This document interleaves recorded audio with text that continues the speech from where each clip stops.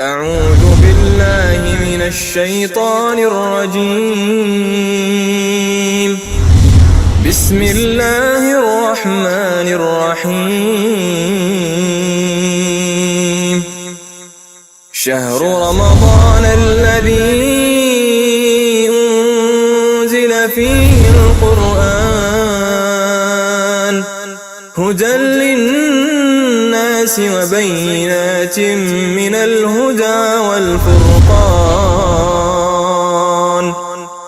فمن شهد منكم الشهر فليصمه ومن كان مريضا أو على سفر فعدة من أيام أخر يريد الله بكم اليسر ولا يريد بكم العسر ولتكملوا العدة ولتكبروا الله على ما هداكم ولعلكم تشكرون.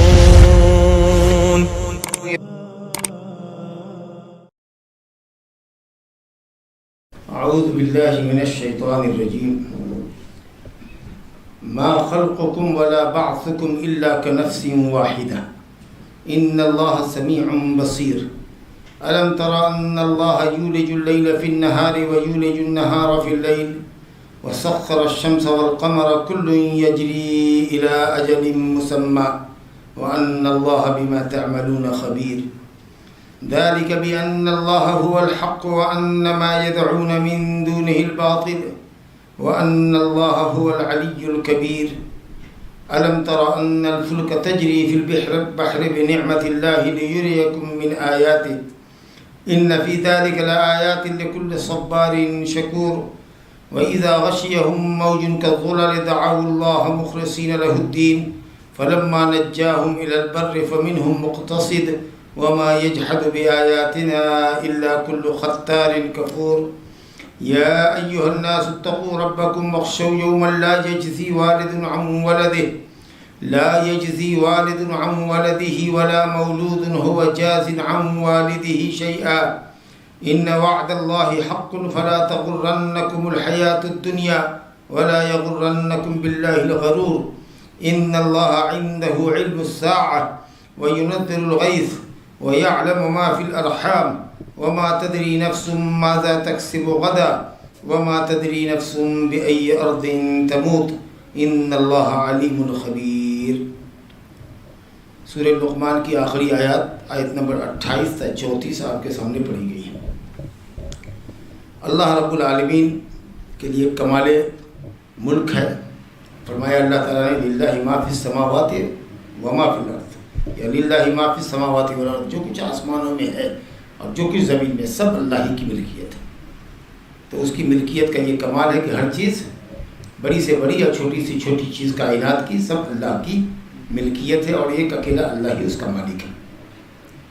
اس کے بعد رب العالمین نے اپنے کلمات کاملہ کا ذکر کیا کہ اللہ رب العالمین کے کلمات جو فیصلوں کے تعلق سے ہو، کائنات کے تعلق سے یا شرعی فیصلے ہوں، وہ اتنے ہیں کہ اگر تم سارے درختوں کے دنیا کے درختوں کے قلم بنا لو اور سمندر کے ساتھ سمندر کے پانی کو روشنائی بنا لو اور پھر بھی اللہ تعالیٰ کی کلمات کو لکھنا چاہو تو نہیں لکھ سکو گے. قلم ٹوٹ جائیں گے، سمندر کی روشنائی خشک ہو جائے گی، ختم ہو جائے گی، لیکن اللہ کی کلمات ختم نہیں ہوں گی. تو اللہ تعالیٰ نے اپنے کلمات کے کمال کو بیان کرنے کے بعد اب پھر اپنی قدرت کاملہ کا ذکر کر رہا ہے. ما خلقکم ولا بعثکم، تم سب کی پیدائش اور تم سب کو مارنے کے بعد دوبارہ زندہ کر دینا اللہ کے لیے ایک شخص کو پیدا کرنے اور مار کے اٹھانے جیسا ہے. اب آپ غور کیجیے، جب سے اللہ تعالیٰ نے دنیا بنائی ہے تب سے جتنی مخلوق کو اللہ نے پیدا کیا ہے، خاص کر انسان اور جنات جو اللہ تعالیٰ کے ہاں کھڑے ہوں گے حساب و کتاب کے لیے، مختلف ادوار میں پیدا ہوئے، ہزاروں سال کی دنیا میں لوگ پیدا ہوئے، سمجھا کہ نہیں؟ اور کون کہاں مرا، زمین کے کس حصے نے کس کے جز کو کھایا، کون کہاں سمندر میں غرقاب ہوا، کون درندوں کا لقمہ بنا، کون جلایا گیا، اس کی راکھ کہاں کہاں نہ جانے اڑی، اور کون کس زمین کے اندر دفنایا گیا، اور ایک قبر میں نہ جانے 100 ہزار مردے دفنائے گئے اور سب کے اجزاء ایک دوسرے سے کس طریقہ سے مل گئے. لیکن اللہ رب العالمین کی قدرت کاملہ دیکھیے کہ وہ کہتا ہے کہ ان تمام افراد کا پیدا کرنا اور ان تمام کو قبروں سے یا ان کی جگہوں سے اٹھا دینا حساب و کتاب کے لیے، قیامت کے لیے، ایسا ہے جیسے کسی ایک نفس کو پیدا کرنا اور اٹھانا. یعنی اللہ رب العالمین کے لیے کوئی کثرت نہیں ہے، اور کثرت اس کے لیے باعث بوجھ نہیں ہے. اس کے لیے قلت اور کثرت کا کوئی پیمانہ ہی نہیں ہے. قلت کثرت سب اس کے نزدیک برابر ہے. کیوں؟ اس لیے کہ اس کا فیصلہ لفظ کن سے ہوتا ہے. لفظ کن سے ہوتا ہے. اٹھو، بس سب اٹھ جاؤ گے، سب اٹھ جاؤ گے. بس کن کہنے کی دیری ہے. سمجھا کہ نہیں؟ تو کہا ایک آدمی کی پیدائش اور ایک آدمی کا اٹھایا جانا جتنا ایزیئر ہے، اتنا ہی تمام مخلوق کا یا تمام انسانوں کا پیدا کرنا. جو دیکھیے کتنے ہزار سالوں سے پیدا ہو رہے ہیں، کتنے سالوں اور پیدا ہوتے رہیں گے جی. اور کہاں کہاں کون مرے اور سب تفصیل آپ نے سنی، لیکن اس کو چشم زدن کے اندر، پلک جھپکنے کے اندر اللہ تعالیٰ کھڑا کر دے گا. اس کی قدرت اتنی بڑی کہ ما خلقکم ولا بعثکم الا کنفس واحدہ. ان اللہ سمیع بصیر، بے شک اللہ تعالیٰ سننے والا ہے، بہت زیادہ سننے والا ہے. ان تمام باتوں کو جو سنی جا سکتی ہو، جو بات سنی نہیں بھی جا سکتی ہے، کسی مشین کے ذریعے بھی جس وائس کو کیچ نہیں کیا جا سکتا، اللہ رب العالمین عرش کے اوپر سے اس آواز کو سن رہا. اور اللہ رب العالمین بصیر ہے، بہت باریک دیکھتا ہے، بہت باریک دیکھتا ہے. ہر چیز جو دیکھی جانے والی چیز ہے اس کو اللہ رب العالمین دیکھتا ہے.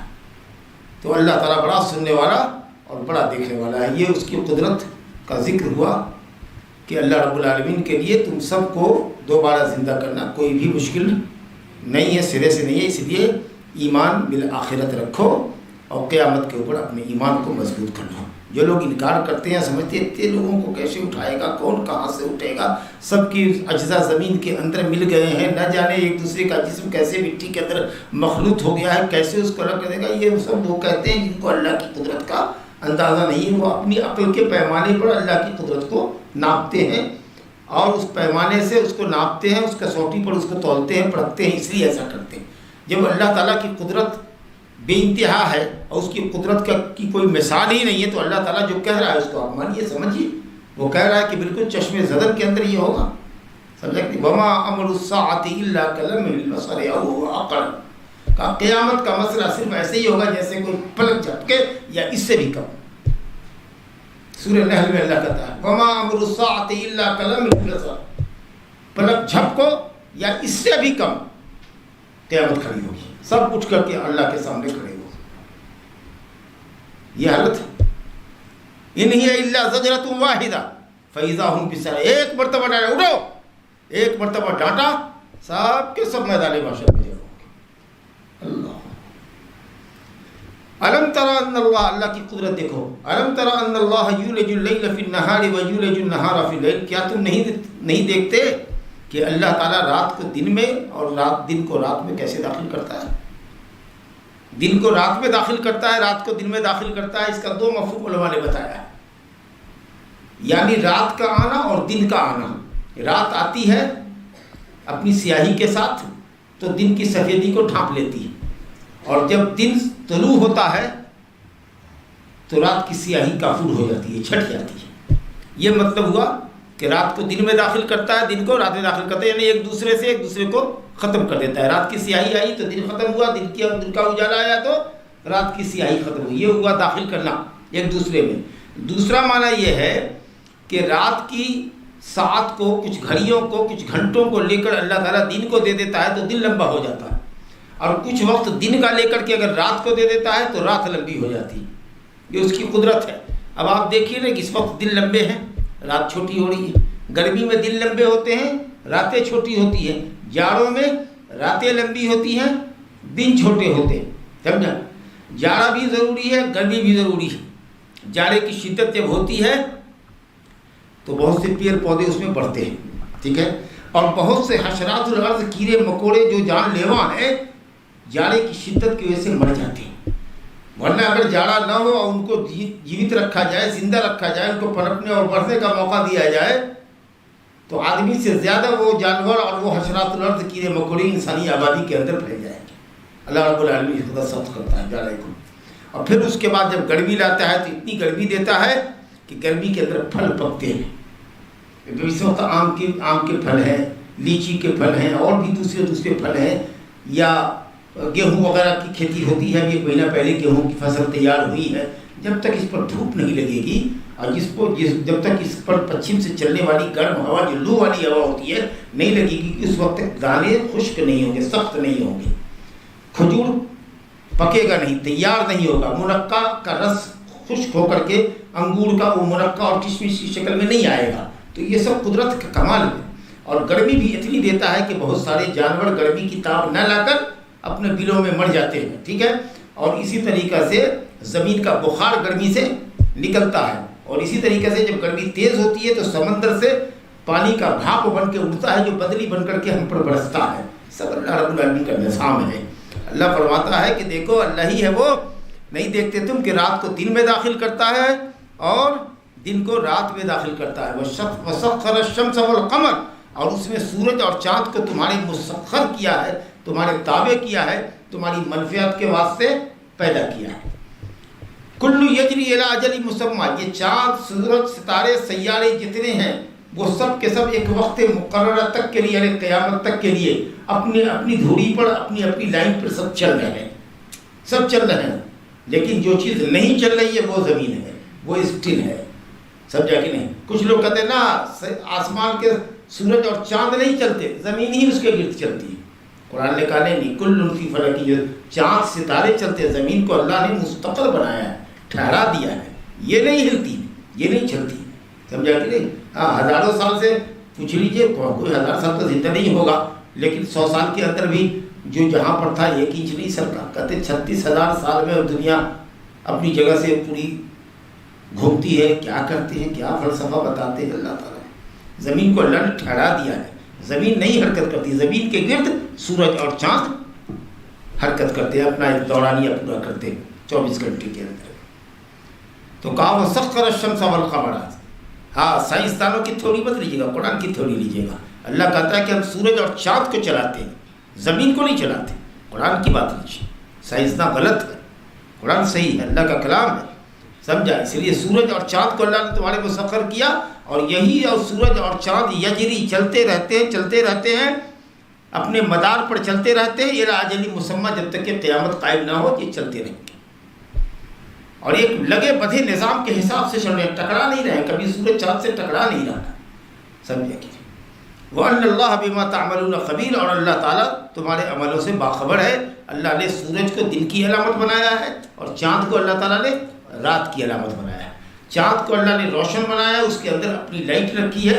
سورج چاند کے اندر اللہ نے اپنی روشنی نہیں رکھی، سورج کے اندر لائٹ ہے، اس لیے اس کی روشنی کو ہم دیکھ نہیں سکتے۔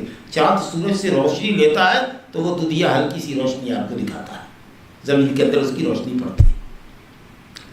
جو کچھ تم کرتے ہو اللہ تعالیٰ سب سے باخبر ہے۔ ذَلِكَ بِأَنَّ اللَّهَ هُوَ الْحَقُّ، یہ تمام باتیں جو اللہ نے فرمائی ہیں کہ تمہارا پیدا کرنا، تمہارا قبروں سے اٹھانا، رات کو دن میں داخل کرنا، دن کو رات میں داخل کرنا، سورج اور چاند کا اللہ تعالیٰ نے تم کو سورج اور چاند کا مسخر کیا جانا، یہ سب چیزیں اس بات پر دلالت کرتی ہیں کہ ان اللہ هو الحق، اللہ ہی معبود برحق، جس کی اتنی قدرت ہے، جو اتنا عظیم القدرت ہے، وہی حقیقی معبود بھی ہے۔ کائنات میں کسی کے اندر اس طرح کی کوئی قدرت نہیں ہے، لہذا وہ معبود حقیقی نہیں ہے۔ یہ ساری باتیں اسی بات پر دلالت کرتی ہیں کہ اللہ ہی الہ حق ہے، سچا معبود ہے۔ وَأَنَّمَا يَدْعُونَ مِن دُونِهِ الْبَاطِلَ، اور لوگ جو اللہ کے سوا کو پکارتے ہیں وہ باطل ہیں، ان کے معبودان باطل ہیں، وہ خود باطل ہیں، ان کی پرستش باطل ہے۔ معبودان کی ذات بھی باطل ہے کہ وہ معبود ہے ہی نہیں، وہ معبود ہے ہی نہیں، ان کی ذات ہی باطل ہے، اور ان کی عبادت جو لوگ کرتے ہیں وہ عبادت باطل ہے، لغو ہے، سمجھا؟ اور اللہ ہی حق ہے کہ اسی کی عبادت حق ہے جس کی یہ قدرت ہے، جو خالق کائنات ہے، جو مدبر کائنات ہے، جو منتظم کائنات ہے، وہی اللہ ہی عبادت کے لائق ہے۔ اللہ بھی حق ہے اپنی ذات میں، وہ اپنے افعال میں حق ہے، اپنی توحید میں حق ہے، اپنے احکام میں حق ہے، اپنے رسولوں کو بھیجنے میں حق ہے، اس کی قیامت حق ہے، اس کی شریعت حق ہے۔ نبی صلی اللہ علیہ وسلم رات میں تہجد کے لیے جب کرتے تھے تو دعا پڑھتے تھے، اللہم انت الحق ووعدک الحق ولقاؤک حق، تو اس سے ملنا بھی حق، ولقاؤک حق والجنت حق والنار حق والنبیون حق ومحمد صلی اللہ علیہ وسلم حق، اللہ سب حق۔ ذالک بأن اللہ هو الحق وَأَنَّ مَا يَدْعُونَ مِن دُونِهِ الْبَاطِلُ وَأَنَّ اللَّهَ هُوَ الْعَلِيُّ الْكَبِيرُ، اور بے شک اللہ تعالیٰ ہی علی ہے اور کبیر ہے۔ علی فعیل کے وزن پر صفت مشبہ، یعنی اس کی ذات ہمیشہ بلند رہی ہے اور بلند رہے گی۔ جو صفت مشبہ ہوتا ہے، جو صفت فعل کے مشابہ ہوتی ہے، فعل جیسی ہوتی ہے، اس کے اندر دوام اور استمرار پایا جاتا ہے، وہ ہمیشہ سے بلند ہے اور ہمیشہ بلند رہے گا۔ اس کی ذات بلند ہے، عرش کے اوپر ہے، سب سے اوپر اللہ کی مخلوق عرش ہے، عرش کے اوپر رب العالمین، وہ ذات کے اعتبار سے بھی بلند ہے اور اپنی صفات کے اعتبار سے بھی بلند ہے اور اپنے مقام اور مرتبے کے اعتبار سے بھی بلند ہے۔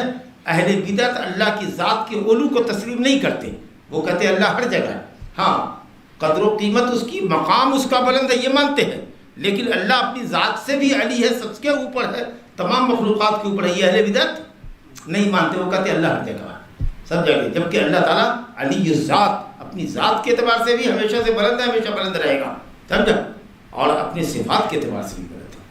اور فرمایا الکبیر ہے، الکبیر بولے تو العظیم ہے، اتنا بڑا اور اتنا عظیم ہے کہ نہ کچھ پوچھو۔ اس کی کرسی، جس کے متعلق حضرت عبداللہ بن عباس نے فرمایا کہ اللہ کے قدم کی جگہ ہے، اس کی عظمت اور اس کے بڑے ہونے کا اندازہ یہ کرو کہ کتنی بڑی کرسی ہے کہ وسع کرسیہ السماوات والارض۔ یہ بات کئی مرتبہ آ چکی ہے درس میں کہ اللہ کی کرسی آسمان اور زمین کو اپنے احاطے میں گھیرے میں لیے ہوئی، کرسی کے اندر پوری کائنات ہے، پورا آسمان اور زمین ہے، اور یہ کرسی اللہ کے عرش کے مقابلے میں ایسے ہی ہے جیسے کہ ایک چھلا لق و دق صحرا کے اندر ڈالا جائے۔ اب آپ غور کیجئے کہ عرش کتنا بڑا ہے، اور اس عرش کے اوپر رب العالمین ہے، وہ کتنا بڑا ہوگا، سبحان اللہ، جس کی مخلوق اتنی بڑی ہے وہ خود کتنا بڑا ہوگا۔ پورا آسمان، اللہ کہتا ہے والسماوات مطویات بیمینہ، اللہ قیامت کے دن اپنے داہنے ہاتھ میں پورے آسمان کو لپیٹ لے گا، والارض جمیعا قبضتہ یوم القیامہ، اور پوری زمین اللہ کی ایک مٹھی میں ہوگی۔ باپ غور کیجیے، پوری زمین اللہ کی مٹھی میں ہو اور پورا آسمان اللہ تعالیٰ اپنے ہاتھ میں لپیٹ لے۔ کہتا ہے الیوم نطوی السماء کطی السجل للکتب، جیسے منشی لکھنے والا، کھاتا بہی لکھنے والا لمبے لیجر کو لپیٹ کر کے تھوڑا چھوٹا سا کر دیتا ہے، ویسے پوری کائنات کی بساط ہم لپیٹ دیں گے۔ کتنا بڑا عظیم ہے، اللہ اکبر، کہا اللہ هو العلی الکبیر، لہذا وہی پرستش اور بندگی کے لائق۔ اب یہ مشرکین کی حماقت اور بے وقوفی دیکھیے، اللہ تعالیٰ ایک نعمت کا اور ذکر کر رہا ہے اور اس کے بعد ان کی حماقتوں کا ذکر کر رہا ہے، ان کی غداریوں کا ذکر کر رہا ہے۔ کہا اللہ نے علم تری ان الفلک تجری فی البحر، کیا تم نے نہیں دیکھا یا کیا تم نہیں دیکھتے ہو کہ کشتی، فلک کشتی، یہ جمع بھی استعمال ہوتی ہے، واحد بھی استعمال ہوتی ہے، قرآن مجید میں دونوں استعمال ہوا ہے۔ ظاہر ہے کہ ایک کشتی، ایک جہاز تو ہے نہیں، دنیا کا بہت جہاز ہے، اور سارے ملک کے پاس بڑے بڑے جہاز ہیں جو سمندروں میں چلتے ہیں، سمجھا کہ نہیں، اور نہ جانے ہزاروں ہزاروں ٹن لے کر کے چلتے ہیں، سمجھا کہ نہیں، یہ اللہ کی قدرت دیکھی۔ اور یہ سمندر جو ہے یہ پانی ہے، کوئی پتھر مضبوط نہیں ہے کہ اس کے اوپر وہ جہاز چلتا ہے جیسے زمین کے اوپر گاڑیاں چلتی ہیں۔ پانی میں کتنا اسٹرینتھ اور کتنی طاقت ہے کہ ہزاروں کنٹل نہیں، ہزاروں ٹن لے کر کے وہ جہاز چلتا ہے، زمین کو ٹچ نہیں کرتا ہے، پانی کے اوپر ہوتا ہے، کچھ حصہ اس کا پانی کے اندر ڈوبا ہوا ہوتا ہے، کچھ حصہ اس کا اوپر ہوتا ہے، ٹھیک ہے، اور وہ جہاز چلتا ہے۔ اچھا، ہر جگہ کے سمندر کے اندر پانی کی قوت الگ الگ ہے، کس سمندر میں کتنا وزن جائے گا جہاز کا، اور اگر دوسرے سمندر کے اندر اگر زیادہ وزن جاتا ہے تو جہاز ڈوب جائے گا، وہ مٹی میں چلا جائے گا، دھس جائے گا، اس کو نکالنا پڑے گا، کیونکہ پانی میں اتنا اسٹرینتھ نہیں ہے، اس کی قوت برداشت نہیں ہے وزن کے اوپر۔ اللہ کی قدرت ہے، اللہ کی قدرت ہے۔ نبی صلی اللہ علیہ وسلم نے زندگی میں کبھی سمندر کا سفر نہیں کیا تھا، اور یہ علم البحار کا جو علم آپ نے دیا ہے، دنیا حیران ہے کہ ایسا لگتا ہے کہ جیسے کوئی آدمی نیچے زمین کے اندر اتر کر کے دیکھ رہا ہو اور سب چیز کو ناپ رہا ہو اور سمجھ رہا ہو۔ یقیناً یہ اس بات کی دلیل ہے کہ آپ اللہ کے رسول ہیں اور اللہ نے یہ علم آپ کو عطا فرمایا۔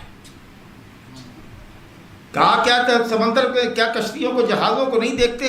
یہ سمندر میں کیسے چلتی ہیں اللہ کی نعمتوں کو لے کر، اللہ کی نعمتوں کو لے کر، تمہارے کھانے پینے کی اشیاء سے لے کر پیٹرول آ رہا ہے، سمجھا کہ نہیں، پیٹرول آ رہا ہے جی، گاڑیاں آ رہی ہیں، ہوائی جہاز آ رہے ہیں، اور نہ جانے کیا کیا دنیا سے سامان ایک دوسرے ملک سے جا رہا ہے۔ سمندر کی اپنی ایک دنیا ہے، رواں دوا ہے، سمندر کی زندگی بھی ایک دم رواں دوا ہے، ہر وقت سینکڑوں جہاز جا رہا ہے، آ رہا ہے، جا رہا ہے، آ رہا ہے، اس کی اپنی ایک دنیا ہے، سمجھا کہ نہیں۔ تو اللہ کی نعمتوں کو لے کر وہ چلتے یعنی نعمتوں کو اٹھا کر چلتے ہیں آپ کے لیے. جو نعمتیں یہاں نہیں ہیں امریکہ سے آ رہی ہیں, کچھ نعمتیں امریکہ میں نہیں ہیں وہ یہاں سے جا رہی ہیں, تو ایک جگہ سے دوسری جگہ حمل و نقل سامان کا ہو رہا ہے, یہ اللہ کی نعمت ہے. یا یہ کہہ لیجیے کہ اللہ کی نعمت کے واسطے اللہ تعالیٰ چلاتا ہے اس کو اپنے بندوں پر انعام کرتے ہوئے کہ لو ہم نے تم پر انعام کیا ہے کہ جو سامان خشکی کے راستے تم نہیں ڈھو سکتے تھے اس کو منتقل ایک جگہ سے دوسری جگہ نہیں کر سکتے تھے, ہم نے دریا کو بھی تمہارے تابع کر دیا ہے کہ اپنے جہازوں کے ذریعے, بڑے بڑے پانی کے جہازوں کے ذریعے ان سامانوں کو تم منتقل کر سکو. یہ اللہ کی نعمت ہے تمہارے اوپر بندوں. لِيُرِيَكُم مِّنْ آيَاتِهِ, اور جو لوگ سمندر میں چلتے ہیں وہ اللہ تعالیٰ کی بعض نشانیوں کو دیکھتے ہیں, ان کے سامنے بعض نشانیاں ظاہر ہوتی ہیں.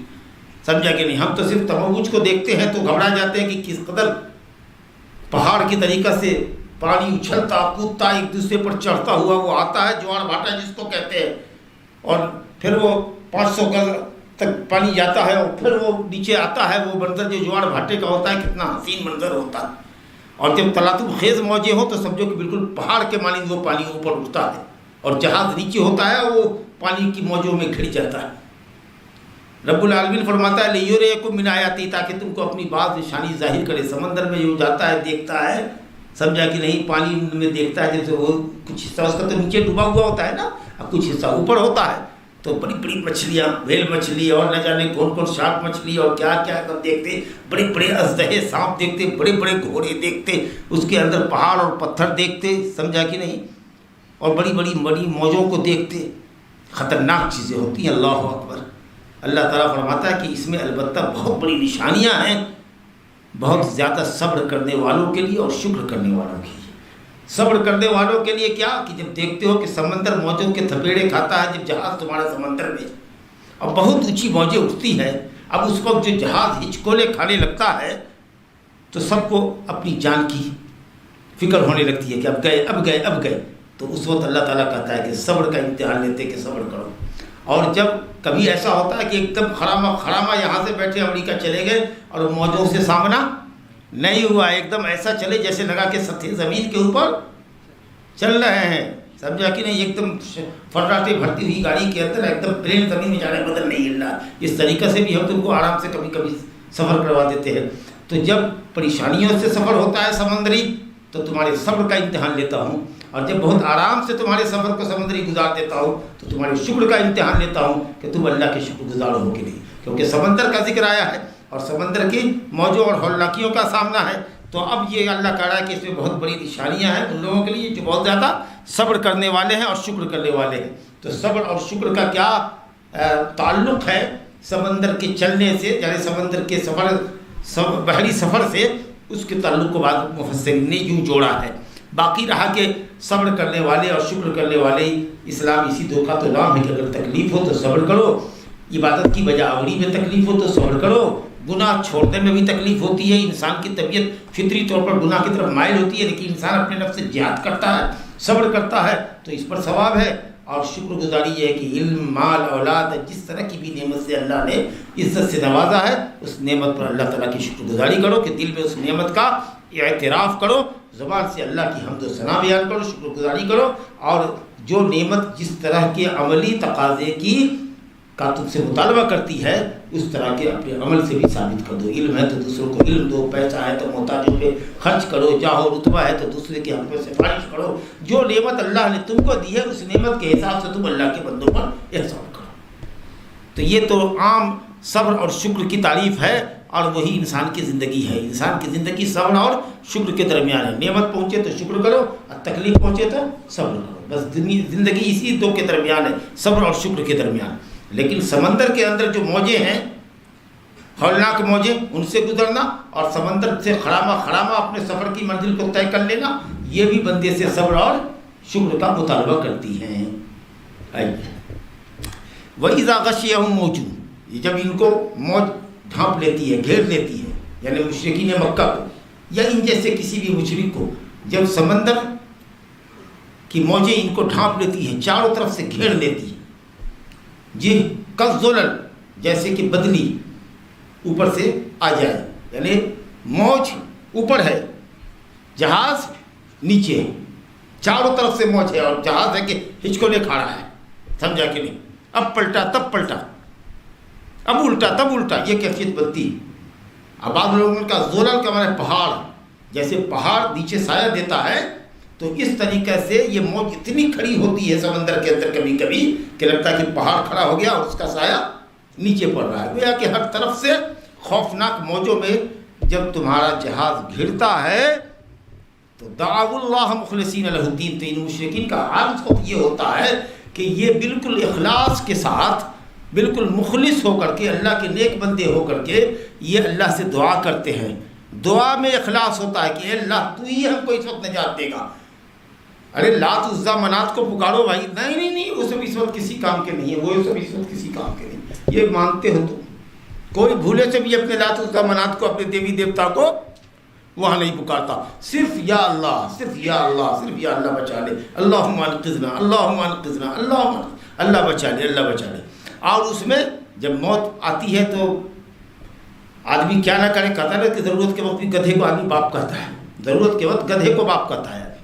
یہاں تو جان ہے اور جان جا رہی ہے اور موت کو اپنی آنکھوں کے سامنے دیکھ رہا ہے تو اللہ سے وعدہ کرتا ہے کہ اللہ وعدہ کرتا ہوں کہ اگر تو نے اس بھیانک موج سے، طوفان سے اگر ہماری کشتی کو ساحل نجات تک پہنچا دیا اور ہم بچ کے نکل گئے تو لنکونن من الشاکرین، ہم ضرور تمہارے شکر گزار بندے بن جائیں گے، مومن ہو جائیں گے، مسلمان ہو جائیں گے، توحید پر آ جائیں گے، شرک سے توبہ کریں گے. یہ پکا تم عہد کرتے ہو.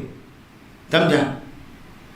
بعد میں کیا ہوتا ہے یہ تو بعد میں لائیں گے. لیکن دیکھیے مشرکین مکے کا ایمان ایک وقت میں پکا ہو جاتا تھا، ایک وقت پہ اس کی توحید سامنے آ جاتی تھی. جب مصیبت پہ گرفتار ہوتے تھے اور لگتا تھا کہ اب جان نہیں بچے گی تو اس وقت تمام معبودان باطلہ کو بھول کر صرف ایک اللہ حقیقی کو، ایک معبود حقیقی کو پکارتے تھے کہ اللہ تو ہی بچانے والا ہے، تو ہی بچانے والا ہے. تو اس وقت شدت میں اور تکلیف میں وہ صرف اللہ کو پکارتے تھے، اس وقت وہ موحد ہوتے تھے. آج کے مشرکین کا کیا حال ہے، اس امت کے مشرکین کا کیا حال ہے کہ جب سخت پریشانی میں مبتلا ہوں گے تو یا اللہ کہنے کے بجائے کہیں گے یا علی مولا المدد، یا غوث العظم المدد، یا بدوی المدد، یا اجمیری المدد، یا فلاں المدد. کسی صحابی کو پکار رہے ہیں، کوئی کسی بزرگ کو پکار رہا ہے، کوئی کسی ولی کو پکار رہا ہے. سمجھا کہ نہیں؟ خوشحالی میں تو پکارتے ہی ہیں، بدحالی میں بھی پکار رہے ہیں. جبکہ مکہ والے بدحالی میں صرف اللہ کو پکارتے تھے. ان کا شرک خوشحالی میں ہوتا تھا، بدحالی میں نہیں ہوتا تھا. آج کے مشرکین کا شرک خوشحالی بدحالی دونوں میں ہو رہا ہے. تو ان کا شرک، پہلے مشرکین کا شرک آج کے مشرکین کے شرک کے مقابلے میں ہلکا تھا. ان مشرکین کا شر بڑا ہے کہ وہ جب بھی مصیبت میں پڑیں گے یا فلاں المدد، یا فلاں المدد، یا اللہ المدد نہیں. حالانکہ وہ جب بھی زندہ تھے، جب وہ زندہ تھے تو وہ بھی بیچارے کہتے ہیں معاف کیجئے گا، بیچارہ تو سب اللہ کے سامنے بیچارہ ہے. کل املک لنفسی نفع ولا ضر. جب اللہ اپنے نبی سے کہتا ہے کہ کہیے کہ میں اپنے نفس کے نفع کا اور نقصان کا مالک نہیں ہوں، تو بیچارہ اسی کو نہ کہتے ہیں کہ جو بیچارہ مجبور ہو. تو جب نبی کی یہ حالت ہے مجبوری کی تو اور کیا کہنا، اسے میں نے بیچارہ کہا. سمجھا؟ تو وہ اپنی زندگی میں اپنے نفع کے لیے اللہ کی طرف رجوع ہوتے تھے اور تکلیف دور کرنے کے لیے بھی اللہ سے ہی التجا فرمایا کرتے تھے. سمجھا؟ اب انتقال فرما جانے کے بعد دنیا سے رخصت ہو جانے کے بعد جب کہ وہ اموات ہو گئے، ہم یہ لفظ اس لیے بدل رہے ہیں کہ بیوقوف بنائیں گے لوگوں کو کہ دیکھو یہ کہتے ہیں اموات ہے. اب قرآن کہتا ہے وَلَا تَقُولُوا لِمَن يُقْتَلُ فِي سَبِيلِ اللَّهِ اموات. ان کو مردہ نہ کہو. یہ دیکھو مولوی ان کو مردہ کہتا ہے. قرآن صحیح ہے کہ مولوی صحیح ہے؟ اس لیے ہم لفظ اموات نہیں استعمال کر کے کہتے ہیں کہ انتقال فرما گئے، رحلت فرما گئے، روپوش ہو گئے، یعنی دنیا میں نہیں ہے، دنیا میں نہیں ہے. ان کی قبر بنی ہوئی، اس کا مطلب یہ کہ انتقال ہی فرما گئے. روح نکل گئی تب تو ڈیڈ باڈی کو آپ نے ڈالا. تو اگر زندہ ہے تو قبر میں زندہ ہے، یا زندہ ہے تو جنت میں زندہ ہے، علیین میں زندہ ہے. یہی نہ ہو سکتا ہے؟ تو جہاں زندہ ہے وہاں زندہ ہے. وہ زندگی، یہ زندگی الگ ہے، بالکل ایک دوسرے سے الگ زندگی ہے. دنیا کی زندگی الگ ہے، برزخ کی زندگی الگ ہے، آخرت کی زندگی الگ ہے. تو اگر وہ زندہ ہوں بھی اولیاء اور شہداء، ان کو مردہ نہ کہو. سمجھا گئے؟ تو دنیا کے اعتبار سے تو مردہ ہیں کہ دنیا میں وہ کہیں موجود نہیں ہیں، ان کی قبریں موجود ہیں. اس کا مطلب یہ کہ وہ ہیں نہیں زندہ، ورنہ زندہ کو کون دفن کرتا ہے؟ اگر وہ زندہ ہے تو قبر میں ہے یا آخرت میں، یہ یا علیین کے اندر ان کی روحیں زندہ ہیں. تو وہ ساری زندگی ایک دوسرے سے ڈفرنٹ ہے، الگ. اس لیے میں کہہ رہا ہوں کہ جب وہ خود زندہ تھے، باحیات تھے، تو اپنی ضرورتوں کے لیے اللہ کے محتاج تھے۔ انتقال فرما جانے کے بعد وہ اب اتنے داتا اور سخی کب ہو گئے کہ وہ دوسروں کے کام آئے؟ جو خود اپنے نفع نقصان کا مالک نہ ہو، وہ دوسرے کا نفع نقصان کیسے کر سکتا ہے؟ سمجھا کہ زندہ شخص سے اگر وہ جب زندگی کی حالت تھی تو اس میں مدد ایک دوسرے سے لوگ لیتا ہے، اسی حد تک اس حد تک کوئی ایک دوسرے کی مدد کر سکتا ہے جو اس کے بس میں ہو، سمجھا؟ لیکن مصیبت سے نجات دے دینا، موت کے منہ سے نکال لینا، اولاد دے دینا، کاروبار چمکا دینا وغیرہ وغیرہ، یہ سب چیزیں پر تو صرف اللہ ہی قادر ہے۔ وہ تو زندہ بھی اگر ہوتے تو ان چیزوں پر کوئی قادر نہیں تھا اللہ کے سوا، جب جا کے۔ تو آپ بتائیے کہ جو لوگ اس طرح کا عقیدہ رکھتے ہیں اور تکلیفوں میں بجائے یا اللہ کر کے یا علی انقذنی یا فلاں انقذنی یا فلاں انقذنی، اور اس کی قبر پر جاتے ہیں اور اپنی منتیں اور سماجتیں رکھتے ہیں اور روتے اور گڑگڑاتے ہیں، یقیناً ان کا شرک اہل مکے کے شرک سے بڑھ کر۔ فرمایا جا رہا ہے کہ جب ان کو موجیں ڈھانپ لیتی ہیں، گھیر لیتی ہیں، پہاڑوں کے مانند موجیں جب ان کو ڈھانپ لیتی ہیں، گھیر لیتی ہیں، تو اس وقت یہ دعاؤں میں بڑے مخلص ہوتے ہیں اور صرف اللہ کو پکارتے ہیں۔ لیکن جب اللہ تعالیٰ ان کو نجات دے کر خشکی پر لے آتا ہے، فَمِنْهُمْ مُقْتَصِدٌ، تو بعض ان میں مقتصد درمیانہ راہ اختیار کرنے والے ہوتے ہیں، اور بعض ان کے اندر جاہد اور منکر ہوتے ہیں، کٹر قسم کے۔ اب مقتصد ہوتے ہیں درمیانی راہ چلنے والے مومن، بعض تو ہو جاتے ہیں مومن لیکن اکثریت کافر رہتی ہے۔ ایک تو یہ معنی ہوا مقتصد کا مومن، وَمَا يَجْحَدُ بِآيَاتِنَا، اور ہماری آیتوں کا نہیں انکار کرتے ہیں مگر بڑے غدار قسم کے جو لوگ ہوتے ہیں کفار، تو مقتصد معنی مومن، اور اگلا ٹکڑا جو ہے غدار والا وہ کافر۔ اور بعض مفسرین نے کہا کہ مقتصد کا معنی یہ کہ نجات پا کر کے جو ابھی نکلے ہیں تو نہ وہ مومن ہے نہ وہ کافر ہیں، یعنی پکے مسلمان بھی نہیں ہوئے اور کٹر قسم کے کافر بھی نہیں ہوئے، سمجھا؟ شکر تو اللہ کا بنا ہے کہ ہاں اللہ تھینک یو کہ بچ گیا، بچ جا تیرا تھینک یو، لیکن پکے مسلمان بھی نہیں ہوئے، لیکن اتنے کٹر کافر بھی نہیں ہے کہ مومن کو اگر دیکھے تو ایک پھوٹی آنکھ بھی ان کو دیکھنا گوارا نہ کرے، کیونکہ دیکھ لیا ہے کہ یہ اسی اللہ کے ماننے والے لوگ ہیں جس اللہ کا نام لے کر کے ہم سمندر سے بچ نکلے ہیں، تو تھوڑا سا سافٹ کارنر پایا جاتا ہے۔ لیکن کچھ جو زیادہ بے ایمان قسم کے ہوتے ہیں وہ وہاں سے نکلنے کے بعد بھی آتے ہیں تو گویا کہ اللہ تعالیٰ سے غداری کرتے، کہا نہیں نکلا ہے، ہو گیا، ایسا تو ہوتا ہی رہتا ہے سمندر میں، سمجھا کہ نہیں؟ ملا بہت ہوشیار تھا، جہاز راہ ملا کہتے جہاز راہ جو تھا وہ بہت ہوشیار تھا، بڑا نکال کے لے آیا، سمجھا کہ نہیں؟ پھر دوبارہ سمندر میں نہیں جاؤ گے کیا؟ پھر دوبارہ پلٹ کے نہیں آؤ گے سمندر میں؟ یا اللہ تعالیٰ اس بات پر قادر نہیں کہ خشکی میں تم کو ہلاک کر دے؟ ارے وہ تو ڈھیل دیتا ہے، تمہاری 420 خلی دیکھتا ہے کہ تم 420 میں کہاں تک بڑھتے ہو، مکاری میں اپنی کہاں تک بڑھتے ہو، ورنہ وہ تو جان رہا ہے کہ پھر تم آؤ گے اور پھر یہی حالت ہوگی، اب پھر تم رہو گے گراؤ گے، پھر وہ نجات دے گا تم کو، سمجھا کہ نہیں؟ کیونکہ اس کو اس امت کو بچانا ہے، قیامت تک لے جانا ہے، اس سے تمہاری شرارتوں کو دیکھ رہا ہے اور برداشت کر رہا ہے۔ کہا فلما نجاہم فمنہم مقتصد وما یجحد بآیاتنا، اور نہیں انکار کرتے ہماری آیتوں کا الا کل خطار بڑ وزن غدار، خطار بڑ وزن غدار، خطار مانے غدار، وہی تو کہا کہ لفظ بھی ہم وزن ہے، خطار بمعنی غدار، کہتے ہماری آیتوں کا انکار یہی غدار لوگ کہتے ہیں، جسے وعدہ کیا تھا بھی سمندر میں کہ ایمان لے آئیں گے، شکر گزار ہو جائے گی، یہ غدار کو دیکھو، جیسے ہی ساحل نجات پر پہنچا، کنارے لنگر انداز ہوا جہاز، باہر آیا غداری کر گیا، شرک میں پھر چلا گیا، سمجھا؟ تو یہ ان کی غداری تھی۔ اس کے بعد رب العالمین قیامت کا ذکر فرما رہا ہے، اس دن کو یاد کرو، یا ایھا الناس، اے لوگو، اتقوا ربکم، اپنے رب کا تقوی اختیار کرو۔ تقوی اختیار کرو کس کا؟ رب کا۔ کیوں؟ کہ وہ رب ہے۔ تقوی اختیار کرو اس ذات کا جو تمہارا رب ہے، یہ علت ہے، تقوی کی علت ہے۔ کیوں؟ کہ وہ رب ہے، وہ خالق ہے تمہارا، اس نے تم کو عدم سے وجود بخشا، ٹھیک، اس نے تم کو نعمتوں میں پالا پوسا ہے، بڑھا لکھا ہے، بڑھایا ہے، یہاں تک کہ اس مقام تک تم پہنچے ہو جس مقام پر تم ہو، یہ سب اللہ نے کیا ہے۔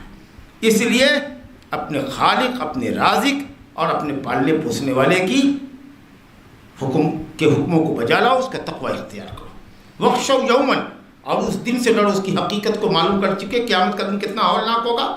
جب حقیقت کو معلوم آدمی کر لیتا ہے تب جو ڈرتا ہے تو اس کو خشیت کہتے ہیں، اور علم تو کسی بھی، اور خوف تو کوئی بھی خوف ہو سکتا ہے، سمجھا کہ نہیں؟ تو قیامت کی حقیقت تم کو بتائی جا چکی ہے.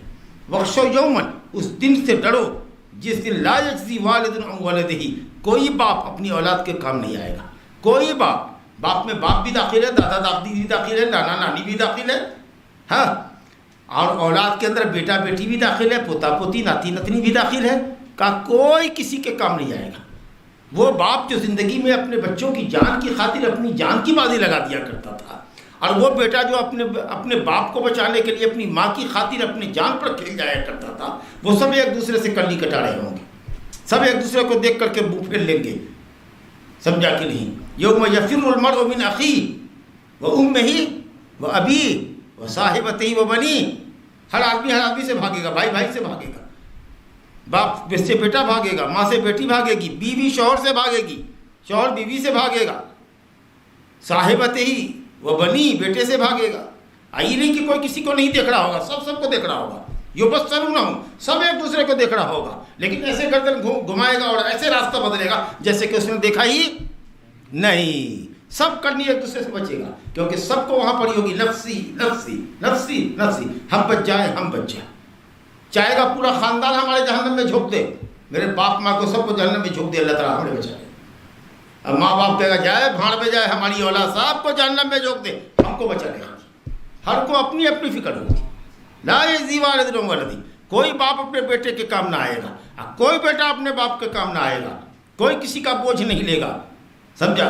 کوئی کسی کے عوض میں جہنم میں جانے کو تیار نہیں ہوگا. اللہ اکبر. اس حقیقت کو سمجھتے ہوئے اس دن کی تیاری کرو. ان وعد اللہ حق، اللہ کا وعدہ حق ہے، یہ اللہ کا وعدہ ہے اور وہ حق ہے. فلا تغرنکم الحیات الدنیا، لہذا دنیا کی زندگی تمہیں دھوکے میں نہ ڈالے. دنیا کی چمک دمک، اس کی آرائش زیبائش، اس چند روزہ کی چمک دمک، اس کے پیسے، یہ تم کو راہ راست سے بھٹکا نہ دیں، گناہ کی راہ پہ نہ لگا دیں، بے ایمانی شیطانی کی راہ پر نہ لگائیں. ہمیشہ کی آخرت کے لیے، ہمیشہ کی جنت کی تیاری کرو. دنیا کے دھوکے میں مت پڑنا. ولا یغرنکم باللہ الغرور، اور اللہ سے تم کو دھوکے میں نہ ڈالے سب سے بڑا دھوکے باز.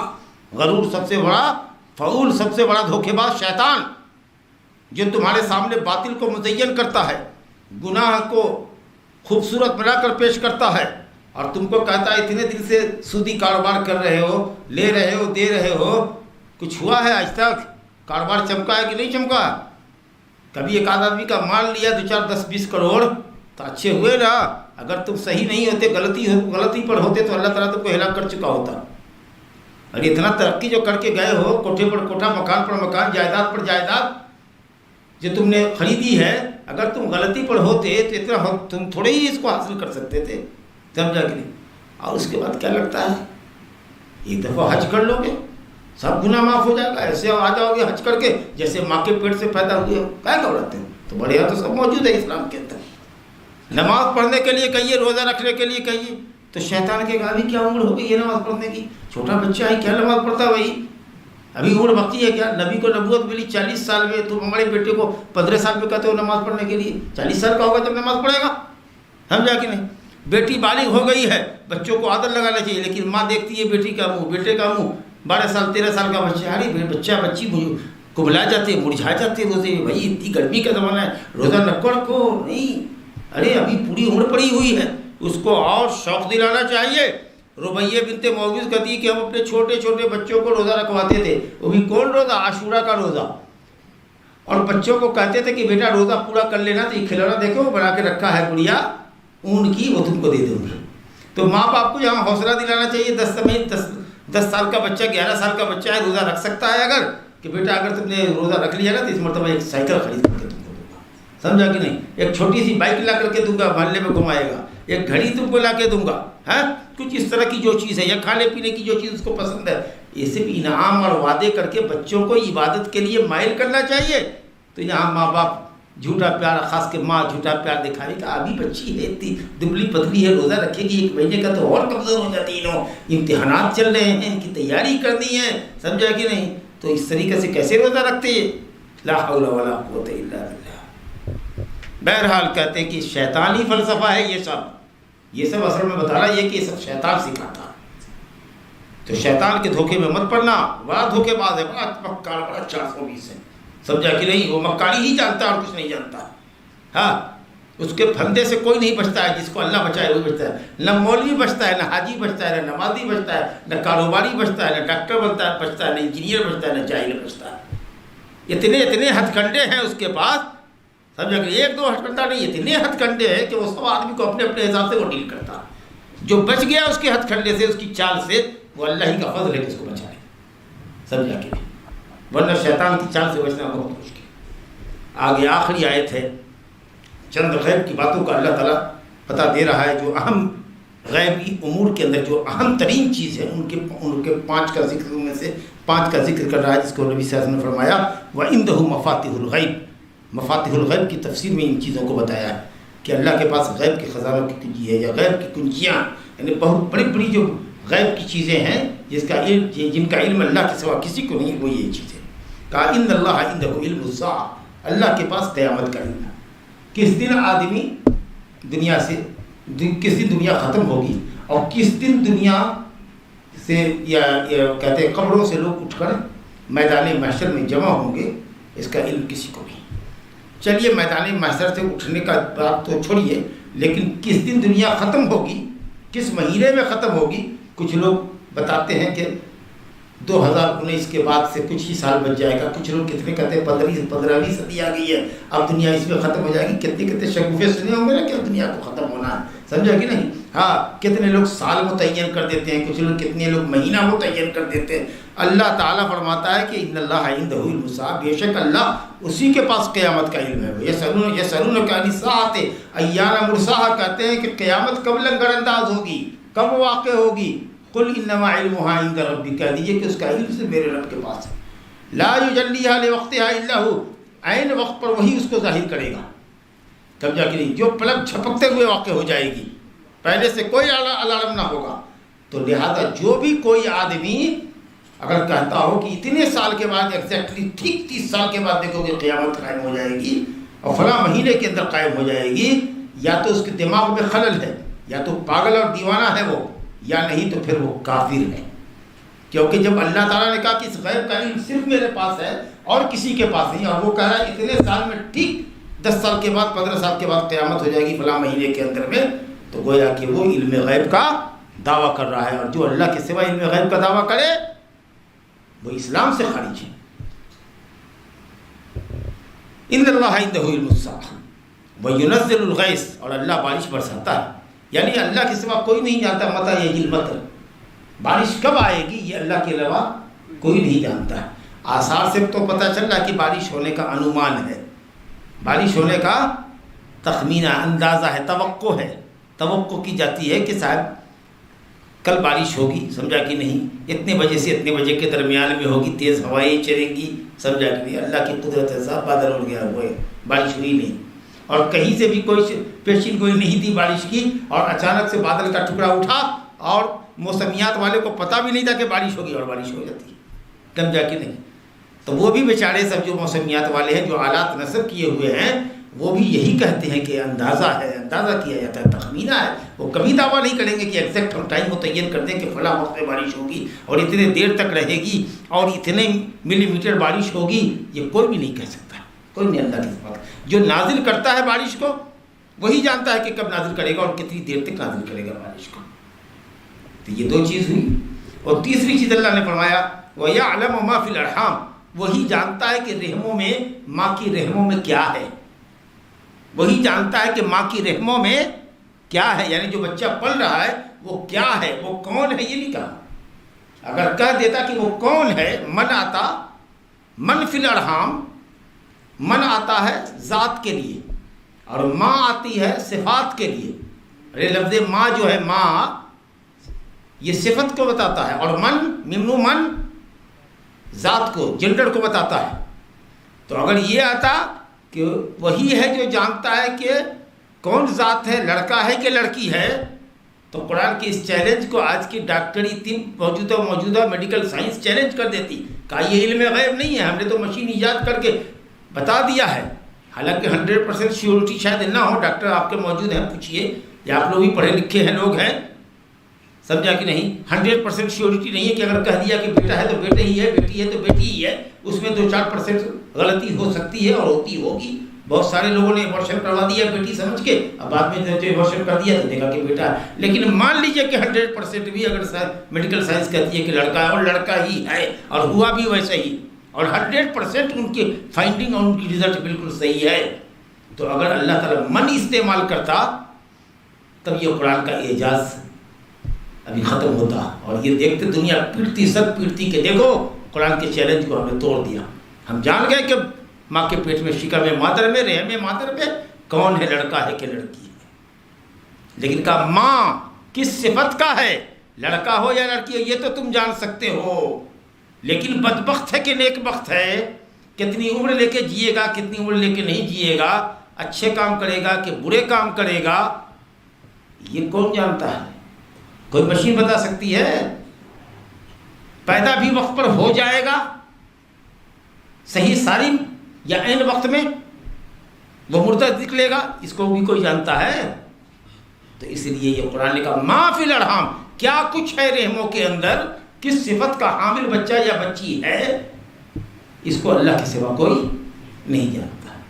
اللہ یخلقکم فی بطون امہاتکم، اللہ یخلق فی بطون امہاتکم خلقا من بعد خلق فی ظلمات ثلاث، کہا وہی اللہ ہے جو تم کو تمہاری ماں کے پیٹ میں پیدا کرتا ہے، ماں کے پیٹ سے پیدا کرتا ہے 3 اندھے، خلقا بعد خلق، ایک تخلیق کے بعد دوسری تخلیق، نطفہ ہے تو وہ جمع ہوا خون بن گیا، وہ جمع ہوا خون پھر گوشت کا لوترا بن گیا، پھر اسٹرکچر بنا، ہڈی بنی، ڈھانچہ بنا، اس پر گوشت چڑھایا گیا، روح پھونک کی گئی، اس کے بعد مرحلہ گزرتے گزرتے صحیح وقت پر اللہ تعالیٰ اس کو باہر لانے کی پوزیشن میں لے آتا ہے، اور 3 اندھیروں میں پالتا ہے اللہ تعالیٰ، 3 اندھیروں میں۔ 3 اندھیرے بولے تو پیٹ کا ایک اندھیرا، ایک دیوار پیٹ کی ہے اور ایک دیوار یوٹرس کی ہے جی، اس کو ہم کہتے ہیں یوٹرس جس میں بچہ رہتا ہے، رحم، اور اس رحم کے اندر بھی وہ پلیزنٹا کے اندر ہوتا ہے ایک اور دیوار ہوتی ہے جو کتنا بڑا لچیلا اور لسے دار ہوتا ہے، ایک دم پانی والا بھی نہ ہو اور سخت بھی نہیں ہوتا ہے، اس کے اندر بچہ ہوتا ہے جس کو پلیزنٹا کہتے ہیں۔ تو یہ ہے 3 اندھیرا، ماں کا پیٹ کا اندھیرا ہے، اس کے رحم کا اندھیرا ہے، پلیزنٹا کا اندھیرا ہے، اور اس 3 اندھیروں کے اندر اس کو پالتا ہے اور غذا مہیا کرتا ہے اس کو۔ اللہ کے علاوہ کون اس کی طاقت رکھ سکتا ہے؟ کہا کہ کوئی نہیں جانتا کہ ماں کے رحم میں کیا ہے، وما تدری نفس ماذا تکسب غدا، اور تم میں کا کوئی بھی نہیں جانتا یا کوئی نفس نہیں جانتا کہ کل کیا کمائے گا، کل کیا کمائے گا۔ دکانداروں کے تعلق سے تو یہ بات ہم سمجھ سکتے ہیں کہ دکاندار کو معلوم نہیں کہ کتنا گراہک آئے گا، کتنی کمائی ہوگی۔ کوئی کہہ سکتا ہے کہ ہم تو تنخواہ دار آدمی ہیں، بھائی ہماری تنخواہ تو معلوم ہے کہ ہم کو کتنی ہے، سمجھا کہ ہم تو 30 دن کی بتا دیں گے کہ ہم 30 دن میں کیا کمائیں گے۔ لیکن کمانے کا مطلب آپ نے نہیں سمجھا، کمانے کا مطلب صرف مال کمانا نہیں، نیکی اور بدی کمانا بھی۔ جو کچھ آپ اپنی زندگی میں کریں گے، کل کیا کریں گے یہ آپ کو پتہ ہے، کل کتنا نیکی کریں گے، کتنی بدی آپ سے سرزد ہوگی، یا مال ہی کتنا کمائیں گے، کیا کمائیں گے۔ ہو سکتا ہے کوئی اور بھی سورس ایسا پیدا ہو جائے، جا رہے ہوں راستے میں کوئی چیز آپ کو لگے کہ سستی مل رہی ہے تو آپ نے اس کو خرید لیا، خریدنے کے بعد آگے گئے تو 10 گنا دام میں بیچ دیا۔ کوئی آدمی ہیرا کو پتھر سمجھ کے بیچ رہا تھا، بھائی کتنے میں تھے، 500 روپیہ میں دے دو، آپ نے 500 روپیہ دے دیا، لے لیا، چلے گئے سونار کے پاس، چلے گئے جوہری کے پاس، دکھایا، اس نے کہا تو 5 کروڑ کا ہے بھائی، سمجھا کہ نہیں؟ تو آپ تو تنخواہ دار تھے لیکن 5 کروڑ کے آدمی کل بن گئی، یہ آپ کو پتہ تھا؟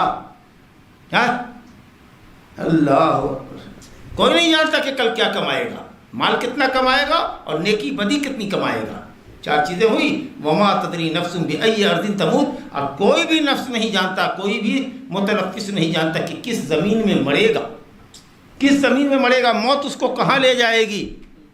رہنے والے حیدرآباد کے ہو، موت اگر لکھی ہوگی وشاکھاپٹنم میں تو وہاں چلے گئے، گئے کسی رشتہ دار سے ملنے کے لیے، وہی بیمار پڑے، وہی ہاسپٹلائز ہو گئے، وہی مر گئے، سمجھا کہ نہیں؟ حالانکہ بیماری کے ایام میں بھی کہہ سکتے ہیں آپ، یہ آپ کے اختیار میں ہے، بیٹا کہیں گے کہ اب بچے یہ بمبئی لے چلتے ہیں آپ کو، یہ علاج وہاں زیادہ اچھا، نہیں بیٹا میں نہیں جاتا، میں یہی رہوں گا، سمجھا کہ نہیں؟ اچھا ٹھیک ہے، جب دیکھا کہ طبیعت زیادہ بگڑی لے گیا اپولو میں اٹھا کر کے، سمجھا کہ نہیں؟ بھائی مر گئے آپ، گھر پہ مرنا چاہتے تھے، مر گئے اپولو، سمجھا کہ نہیں؟ موت لے جاتی ہے، کس کو کہاں کھینچ کے لے جاتی ہے یہ کوئی نہیں جانتا، سمجھا. حالانکہ جگہ کے سلسلے میں آدمی کو اختیار ہے, بھائی ہم بمبئی نہیں جائیں گے, ہم امریکہ علاج نہیں کرانے جائیں گے, ہم اسی ملک میں رہیں گے, اپنے گھر میں رہیں گے, ڈاکٹر کو یہیں لے کر آؤ, یا لے چلو علاج خانے میں لے چلو, دوا خانے میں لے چلو, کسی بڑے ہاسپٹل میں لے چلو, ہم باہر نہیں جائیں گے. یہ آپ کے اختیار میں, کہ اپنے بچوں کو منع کر دیجیے کہ ہم نہیں کریں گے, ٹھیک ہے. لیکن پھر بھی آپ یہ نہیں کہہ سکتے کہ آپ اپنے گھر کے بستر پر مریں گے, کہ ہاسپٹل میں مریں گے, کہ کسی بیٹے کے یہاں ملنے کے لیے گئے وہاں مریں گے, یا بیٹی لے گئی کہ ابا کو 4 دن کے لیے ہم لے جاتے ہیں ان کی خدمت کرنے کے لیے, وہاں مر گئے آپ. یہ کوئی نہیں جانتا. تو جب جگہ میں اختیار ہے آپ کے رہنے میں کہ بیماری کے ایام کہاں گزارے ہیں آپ, جب یہ آپ کو پتہ نہیں ہے تو کس وقت آپ کی موت آئے گی اس کو بدلنے والا کوئی جانے گا ہے. اور اللہ کا بڑا شکر ہے, احسان ہے کہ اس نے انسان کو اس کی موت کے وقت سے آگاہ نہیں کیا. موت تو متعین ہے کب آئے گی, لیکن دن متعین نہیں کیا, ورنہ روز آدمی قلم کاغذ لے کر کے ہر منٹ میں وہی حساب کرتا رہتا کہ میری زندگی کتنی گئی اور کتنی باقی, اور یہ سوچ کر کے پریشان رہتا کہ اب میری زندگی کے صرف اتنے ہی دن باقی ہے, صرف اتنے ہی دن باقی ہے. تو ابھی جو جس طریقے سے ہے کہ صاحب موت نہیں معلوم ہے اور کام کیے جا رہے ہیں, محنت کیے جا رہے ہیں, محنت کیے جا رہے ہیں, جب وہ معلوم ہوتا تو بہت سارے دنیا کے کام اور دین کے کام اور اہم کام کو لوگ سائڈ کر دیتا, اور صرف قلم کاغذ لے کر کے ہر وقت حساب کرتا رہتا کہ آج 1 دن گھٹا, اب 1 دن گھٹا, اب 1 دن گھٹا, سمجھا. اور جیسے ہی موت سے قریب ہوتا رہتا گھبراہٹ میں وہ ہو سکتا ہے کہ وہ پہلے ہی مر جاتا, سمجھا کہ نہیں. تو یہ اللہ کی قدرت ہے کہ اس نے ہماری موت کی تاریخ کو ہم سے اوجھل رکھا ہے.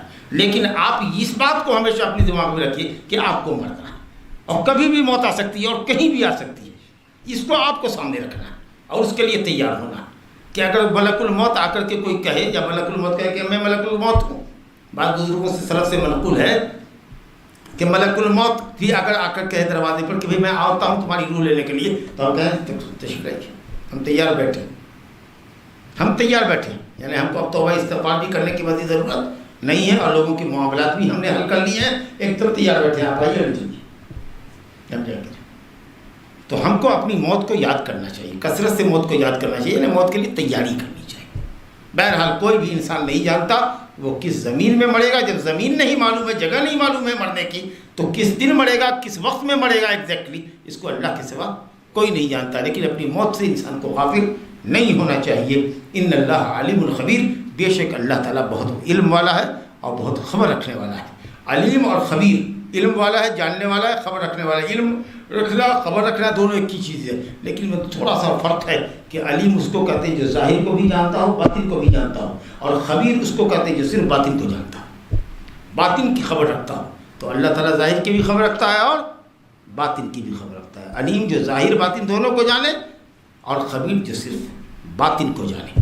اللہ رب العالمین ہم سب کو اپنے دین کی سچی سمجھ عطا فرمائے, دنیا سے رغبتوں کو ہماری اللہ تعالیٰ کم کرے, ہماری رغبت اللہ تعالیٰ نیک اعمال میں آخرت میں بڑھا دے, اور اللہ سبحانہ و تعالیٰ ہم سب کو سوء خاتمہ سے بچائے.